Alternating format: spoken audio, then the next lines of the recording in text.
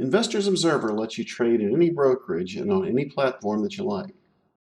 You'll just need to know a few simple pieces of information in order to take the trades that we provide and place them in your account. If you're entering a diagonal spreads trade, you'll need to know the underlying stock, the expiration date, and strike price of your bought option, as well as the expiration date and strike price of your sold option. And finally, the net debit price that we recommend for the trade. Once you know those, it's easy to place a trade, regardless of what platform you're using. The first step is to find the options section of your platform. Next, you'll want to find an order form or ticket that will allow you to enter this kind of trade. You'll need to find a form that will allow you to place a multi-leg trade. The first thing you'll want to enter is the symbol for your trade. That's T for AT&T. Then you'll enter the expiration date and strike price on the bought call. So we're going to buy a January of 17. That's going to be a 38 strike. Buy to open.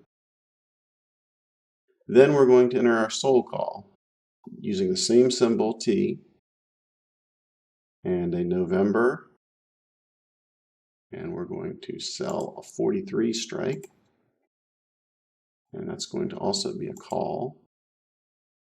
Sell it to open. After that, we have to tell our broker how much we want to pay for this order.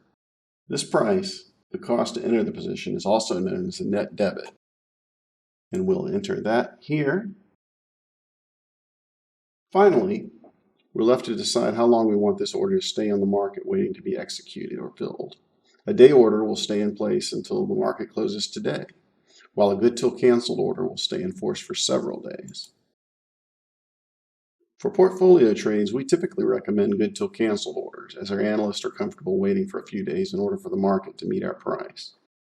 For self-directed investors, you can either use good till canceled order or a day order.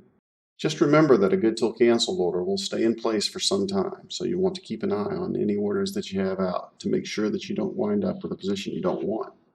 Once you get your ticket completed, most platforms have a second screen where you can check your work and make sure you've entered everything correctly. You'll want to check to make sure you've picked the correct strike prices and expiration dates. If your net debit and time in force are also correct, you can go ahead and enter your trade.